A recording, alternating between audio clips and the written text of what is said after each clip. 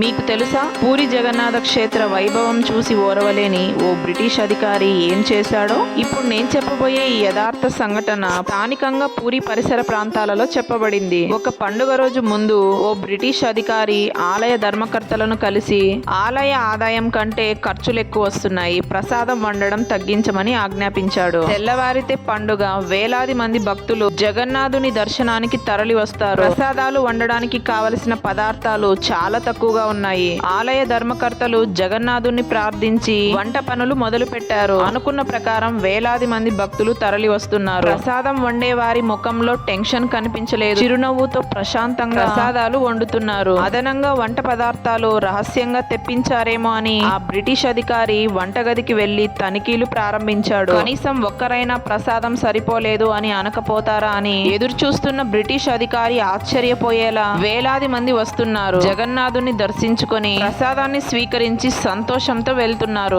ఆ తర్వాత బుద్ధి తెచ్చుకున్న బ్రిటిష్ అధికారి గర్వం తగ్గి జగన్నాథుని భక్తుడిగా మారి కొంతకాలం జగన్నాథునికి సేవలందించడం జరిగింది. ఈ విషయం మీకు ముందే తెలుసుంటే ఎస్ అని, లేకుంటే నో అని కామెంట్ చేసి వీడియోని లైక్ చేసి ఇలాంటి మరెంతో ఆధ్యాత్మిక సమాచారం కోసం ఛానల్ ని సబ్స్క్రైబ్ చేసి పెట్టుకోండి.